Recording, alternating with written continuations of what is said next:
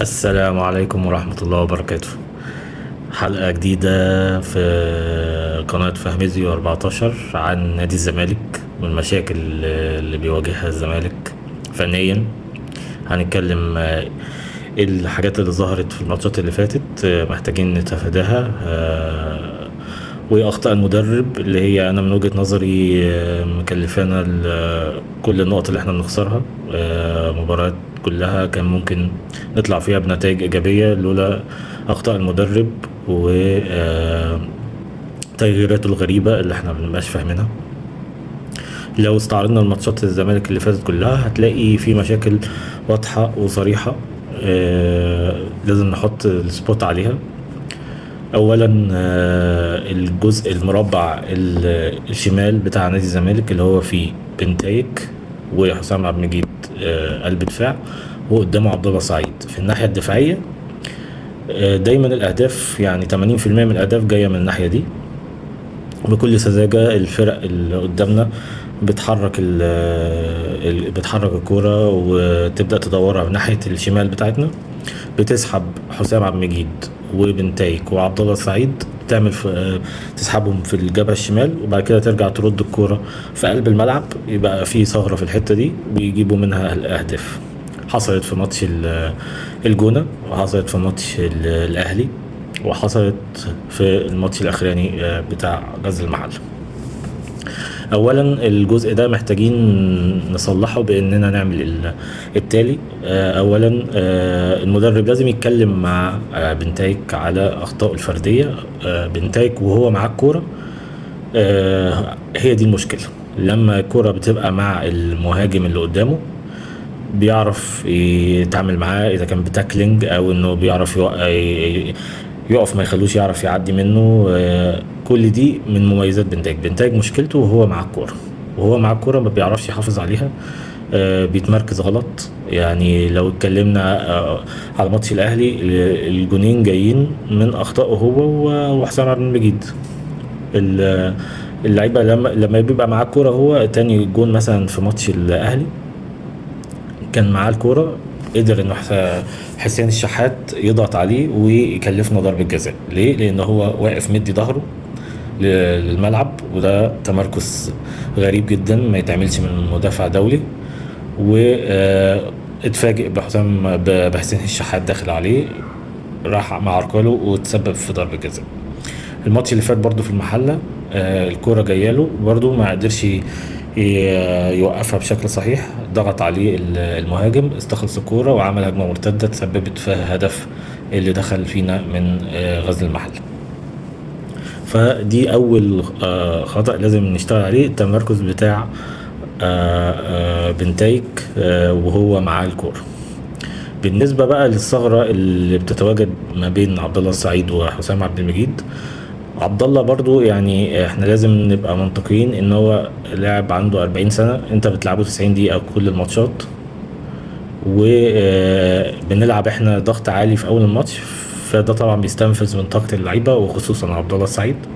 فبنيجي من اول الشوط التاني يبقى عندنا ما بيأديش طبعا بنفس المجهود بقية المباراة، فبيبدأ يبقى لو اتعمل علينا هجمات من الناحية دي ما بيقدرش ان هو يصد الهجمات دي بشكل كويس. حل الثغرة دي اللي احنا كنا بنتكلم عليها ان احنا نلعب ستتين. دلوقتي انت رجع لك محمد شحاتة، ورجع لك احمد ربيع، ومعاك دونجا، يبقى معاك اتنين من التلاتة دول، وانا افضل طبعا احمد ربيع ومحمد شحاتة. احمد ربيع اللي احنا هنتكلم عليه دلوقتي بصراحة الماتش اللي فات انا شفت لاعب مبشر جدا، هيبقى من ابرز لعيبه الستة في مصر كلها، مش في الزمالك بس. ليه؟ لان هو عنده كل المميزات. عنده الاستخلاص الكوره، بيعرف يطلع الكوره صح، قوي، وبيعمل الناحيه الهجوميه كمان بشكل كويس. يعني بيعرف يستخلص الكوره ويلعب الكوره لزمايله بشكل كويس، ويقدر يطلع الكوره لقدام بشكل كويس، وكمان بيقدر يدخل في الضربات الركنيه، يلعب بدماغه، بيعرف يشوط. فعنده مميزات كتير جدا صراحه تخليه ان هو يبقى من احسن لعيبه خط النص. هي بيشبهني كده بامام عاشور في بداياته مع الزمالك، بل بالعكس انا شايف ان احمد ربيع بدايته مبشره اكتر من بدايه امام عاشور. فممكن نلعب احمد ربيع ومحمد شحاتة 2-6. يبقى تقدر تقفل الثغرة اللي هي في الجانب الشمال اللي ما بين بنتايك وعبد الله السعيد وحسام عبد المجيد.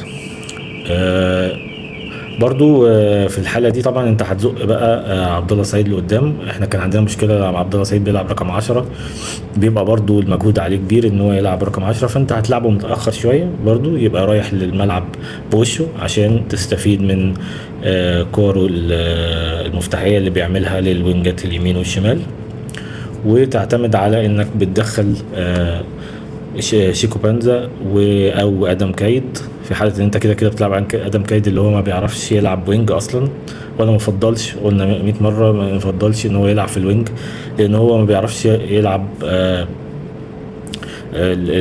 هو مش سريع اولا، فدي بتضيع لك الجبهه ناحيته تماما. هو بيحب يخش لقلب الملعب، بيعرف يضغط كويس، بيعرف يلعب وانتوهات مع زمايله بشكل كويس، فانت ميزته دي المفروض تستغلها في رقم 10 او في رقم 8.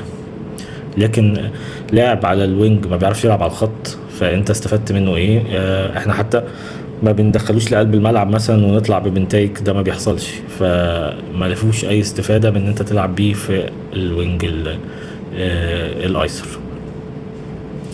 فمع شيكو بانزا وبيتزيرا تقدر تلعب 10 عبد الله السعيد، ويبقى عندك برضو ناصر على الدكه، ويبقى عندك ناصر على الدكه واحمد حمدي. كده يبقى انت خط النص بتاعك مع الغيابات اللي رجعت عملت لك خط النص بشكل قوي. هيرجع لك برضو محمد السيد من المنتخب الناشئين، ومحمود جايبينه من فاركو، كان مصاب الشهر اللي فات ده كله، ما بدأش من اول الموسم. برضو ده هيبقى تدعيم لخط النص، وتبدأ الوينج الشمال تثبت فيه بقى اذا كان شيكو بانزا او احمد شريف. هتيجي للمنطقة الهجومية، خلاص بتزرع حاجز ناحيته محدش بيقرب منه، والهجوم هتبدأ تدخل سيف الجزيري، لان طبعا انت عندك وداي الدباغ مصاب. وداي الدباغ لو موجود خلاص هو المهاجم الاساسي عندك، ويبقى سيف الجزيري هو البديل بتاعه، لان ناصر منسي مش في افضل حالاته، وعمرو ناصر مهاجم مزعج بس مش هداف. يعني احنا مش محتاجين نديله طبعا، بما ان احنا ما عندناش المهاجم الفاز يعني في الفريق، فمحتاجين حد يناير نبدأ نديله فرص. لكن اكيد في انتقالات يناير هنحتاج وينج شمال ومهاجم. ده الشكل اللي احنا مفروض نبدأ نلعب بيه.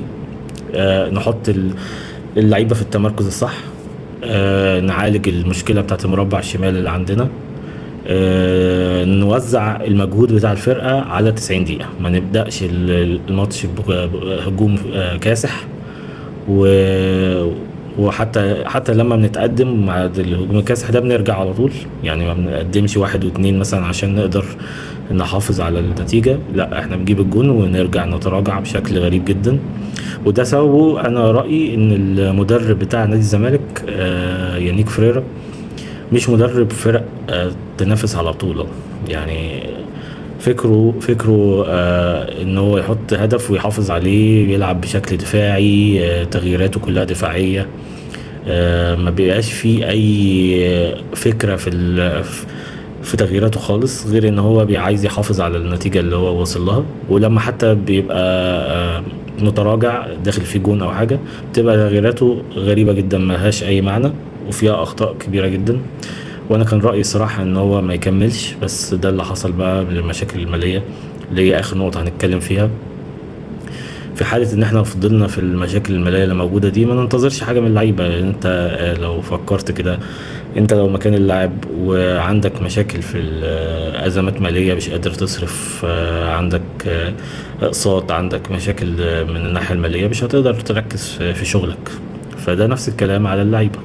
في حالة ان احنا ما حلناش المشكلة دي، هنفضل في الازمة دي للأسف، والتراجع ده هيبقى موجود على مدار الموسم. حتى مشينا فريرا وجبنا حد تاني هتبقى نفس المشكله. يعني انت حتى لو حبيت تجيب مدرب افضل من يانيك فريرا محتاج تديله مرتبه بشكل منتظم. فدي اهم نقطه قبل المشاكل الفنيه كلها، ان احنا نعمل استقرار في الفرقه والاستقرار المالي يبقى بشكل جيد موجود ان شاء الله. كده كانت الفكرة عامة عن مشاكل الزمالك وازاي نقدر نواجهها الفترة الجاية. اتمنى ما كنتش طولت عليكم. نتقابل ان شاء الله الاسبوع الجاي بعد مواجهة الزمالك الافريقية مع ديكاده. شكرا، السلام عليكم.